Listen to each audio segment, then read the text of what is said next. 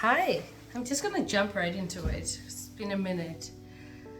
About 2 months ago, maybe almost close to 3 months, my mother was not well and she was in and out of hospital. And whenever we're hit with difficult situations, our initial instinct, especially as Christians, is to say, I have faith, I have hope, and it's gonna go well. Jesus is gonna do his thing, she's gonna get healed. But when weeks turn into months and months into months and more months and months into years, the human parts of us begin to rise above our spirituality and our faith. And I found my place in a place where I knew I didn't have faith anymore. And one morning I got another text that she had been back in the hospital again with a blood clot in her leg. And I was weary. I didn't even try to pray. I didn't even try to stand and pray. I just texted my cousin and I said, Brea, I don't know what to do. I'm done. I can't. I don't know what I'm supposed to do. Am I supposed to continue to pray? Am I supposed to continue to believe? Because I don't have it. It's not there. And 2 weeks prior to that, the verse, help my unbelief, kept popping up in my head. And I just didn't read the full passage. I studied divinity and Bible knowledge, so the Holy Spirit seems to tap into my previous knowledge of the word. And that morning I got a push to read the whole chapter. This is Mark 29, I believe, from verses 14 to Mark 9 verses 14 to 29. Jesus had just transfigured and is coming down from the mountain, and the rest of these disciples that he didn't go with are arguing, and there's a large crowd and there's chaos, and Jesus comes down and he says, what's going on? What's all the ruckus about? What's going on? And one man steps forward and he says, teacher, he's upset, I brought my son to your disciples to heal him and they couldn't. When the spirit gets into him, he falls to the ground, he gnashes his teeth, he foams at the mouth, and his body becomes rigid. They failed to heal him. And Jesus says, you foolish generation, or faithless generation, how long shall I be with you? So Jesus references the importance of faith and how faith needs to be absolute for situations to be changed. That it cannot have an ounce of doubt, which I had in my situation, and I know that my faith needed to be absolute, but I didn't have it. And Jesus says, bring the boy to me. And immediately when the boy is brought to Jesus, before Jesus casts the spirit out or does any deliverance, the moment that the spirit sees Jesus through the boy, it convulses the boy again. He falls to the ground, he foams at his teeth, he gnashes his teeth, he becomes rigid, as if to intimidate Jesus.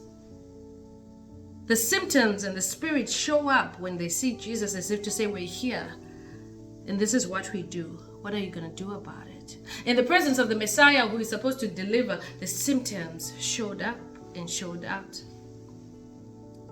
And Jesus said to the father, how long has he been like this? And the father said, he's been like this since he was a child. We've tried everything. We've tried every doctor.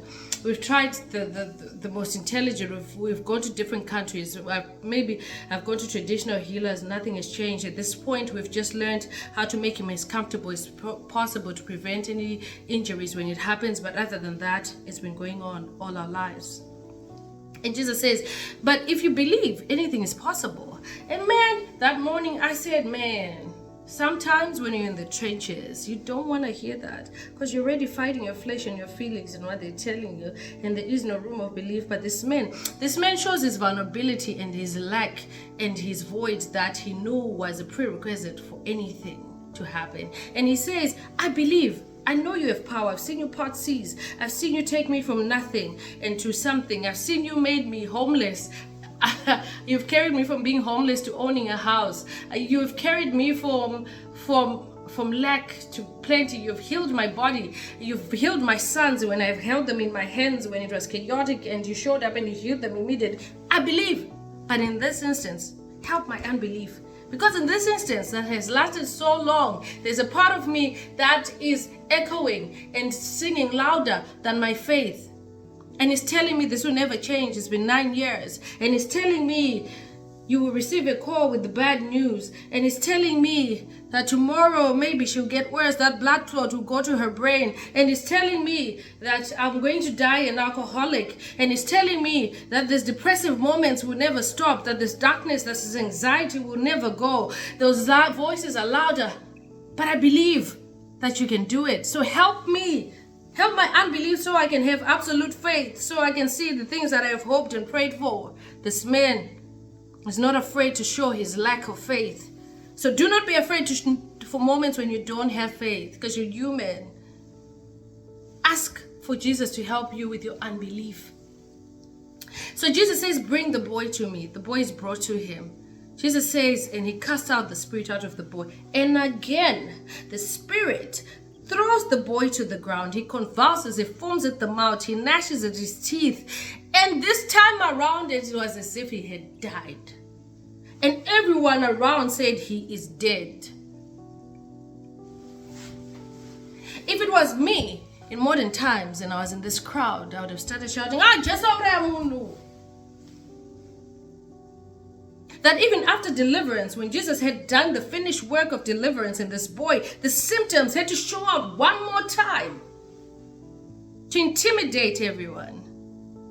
So much so, unlike the first time, it left him looking dead. And I cried that morning, and I started to read the Bible, and it was like a fresh anointing, like it was a fresh revelation of that passage to say sometimes when you're praying and you're fasting and you're believing and you know that Jesus is delivering things, sometimes the symptoms are going to show up and show out even a bit more. And so I cried, I got on my knees and I said, Jesus, help that unbelief, because I need you to heal my mother. I cannot afford to not have faith in this instance, because I really need you to heal my mother. Help my unbelief. And I was laughing and crying at the same time as I read the chapter, because it was so clear that sometimes the devil, when he's been cast out, even when you've been delivered, that when you go to the hospital the next day, they will tell you that your cancer has progressed and it's become harsher. That you will crave the alcohol a little bit more and sink down into alcoholism, that the anxiety threatens to push you into suicide, that the depression threatens to push you a little harder, even though you know that Jesus has delivered you and has healed you and you have felt his power, that the symptoms will show up and show out one more time. But what the symptoms didn't know was that they were never to return again, because after that, then Jesus goes to this boy who is now looking dead. And he lifts him up, and he was well. And Jesus says, some things don't come out except for prayer and fasting. And I had been fasting before she got sick for 21 days. I can speak of fasting in the past, not during or before. And I said, okay, so I fasted, so my fast should be powerful. And now you have replenished my unbelief and given me a dose of belief, an extra dose of belief. So what's up? That whatever symptoms that I'm seeing, whatever else I'm going to hear, whatever is going to progress in the report of the doctor and how bad it's going to sound, I'm always going to remember that sometimes symptoms show up even after deliverance to intimidate your faith and to put you back in a place of disbelief. But I also knew that Jesus had healed my unbelief, and the next day the blood clot in a leg was gone. And he taught me, you don't have to pretend like you have faith. You don't have to gnash your teeth and hit the walls and say, I have faith, when you really know in the depths of your heart, you're really afraid of being stopped at the corner and being picked up and being shipped back. That you believe in God to expedite your paperwork, but at the back of your mind, you're afraid. You have even visualized your life not having children, or never getting married, or never having the life that you have prayed for. But you know that you need faith to have the things that we hope for. So stop pretending like you have it when you don't have it. Jesus taught us that he can replenish our faith and our unbelief and give us a faith that releases people from strongholds and chains that have lasted for years on end. Situations of joblessness that have lasted for months end. That the more you apply, you get nothing. But Jesus helped my unbelief, because I need faith to get this. Don't know who I'm speaking to today. In those times, instead of pretending like you have faith,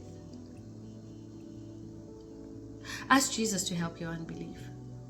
My name is Tendai Taruinga, and these are in between the chapter sessions. Signing out.